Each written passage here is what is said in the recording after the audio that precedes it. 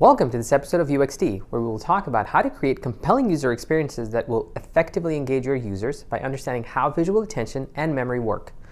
The second episode of the two-part series is all about understanding memory. Please watch the first part if you haven't already to learn more about visual attention. I'm your host, Nazmul Idris, a developer advocate passionate about design and mobile. In this episode, I'll talk about a few things that are related to human memory and how they can be used to create engaging experiences that really capture your user's attention.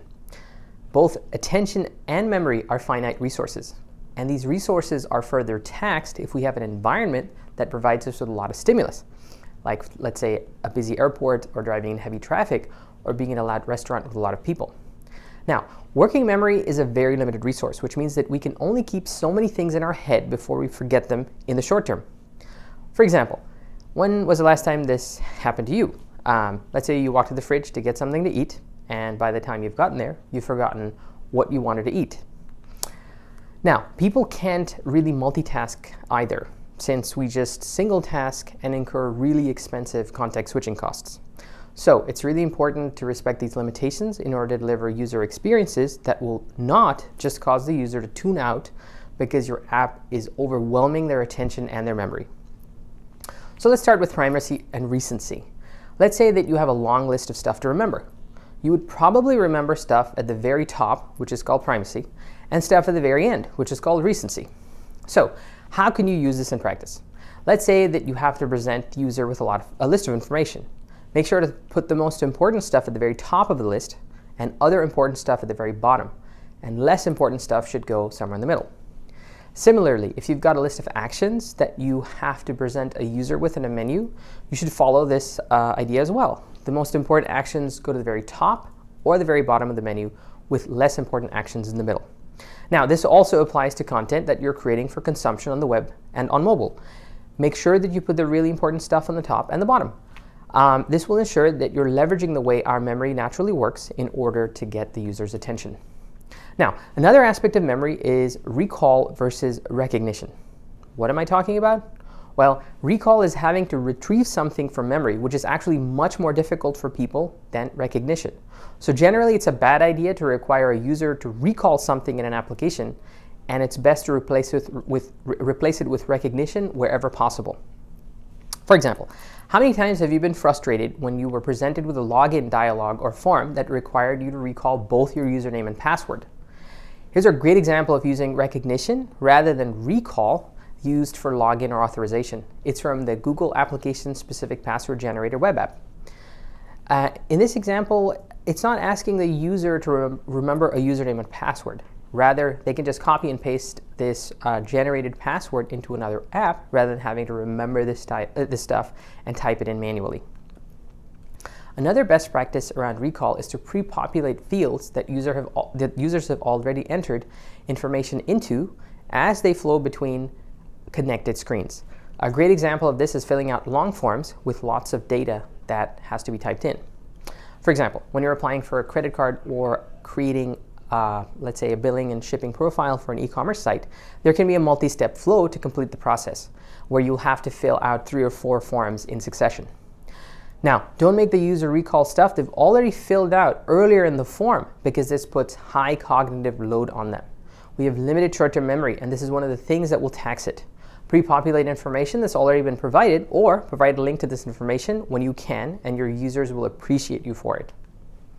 Still don't think that it's a big deal to fill out big forms? Well, shopping carts have an average of 70% abandonment rate because there's too much friction to fill out account creation, shipping, billing, and payment form information. Fixing these issues aren't just good for the user, but they're also great for the bottom line. And ideally, if you can totally bypass asking a user to fill out information in a form, that's even better. For example, if you use things like Sign in with Google and Google Wallet, where you can remove large chunks of friction from your app's user experience by simply using information that you need that the user has already entered somewhere else, that's a good thing. Another example of using recognition rather than recall can be seen in some online banking sites. The idea is that you select a picture when you create an account, and you're the only one that knows what picture you've selected. Now, then when you try to log into the site again, it will just show you this picture. This process just asks you to recognize a picture and not select it from memory. and it lets you know that this is indeed your account. This is to confirm that you're not logging into a phishing site, because they wouldn't have this picture, and instead they would ask you to input a lot of data and not just display it.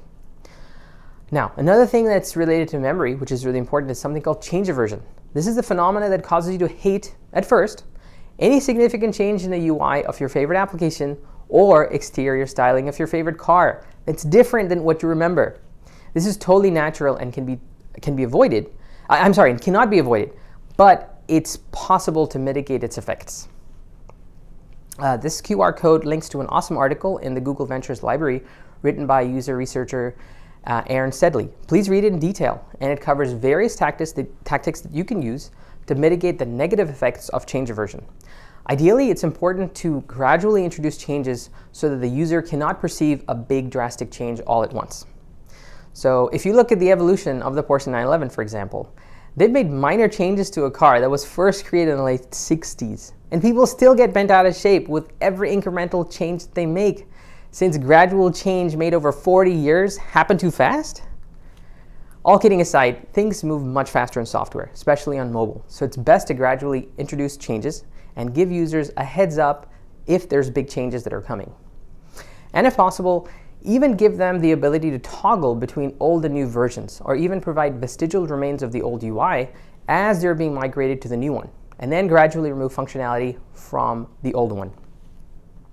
Now, you can play with change aversion in your app as it evolves. For example, if you want to hide changes that you're making, you can actually make very gradual changes between every release of your app.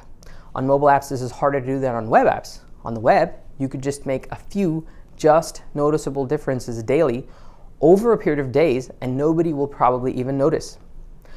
On the other hand, if you want to feature a big change, if you want to highlight it, then you can leverage change aversion to your benefit. To make an impact to an existing user of your app, you can make changes that are greater than those which are just noticeable differences, and this will captivate their attention.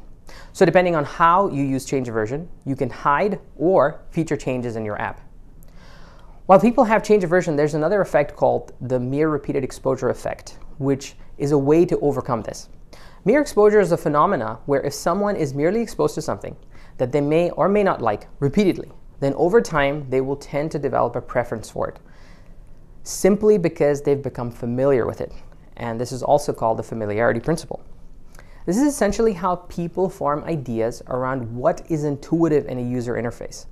What a user means when they say a user interface is intuitive is that they're familiar with it, and that it's matched their expectations based on their prior experience with software. This is why it's so important to follow conventions. However, this is also how conventions are formed in the first place. For example, when Android moved from gingerbread to ice cream sandwich, that was a radical departure in the design language, which many people had change aversion to. However, today, now that people are used to ice cream sandwich, gingerbread-style apps just look dated and out of place. These are all important things for you to keep in mind as you decide when to adopt new design languages and platform capabilities, especially around mobile since it evolves so rapidly. That's all the time we have today. If you haven't already, please be sure to join our UX community on Google+. It's a place where we can continue this discussion, and you can meet others who are just as passionate about UX as you are. Thanks for watching, and goodbye.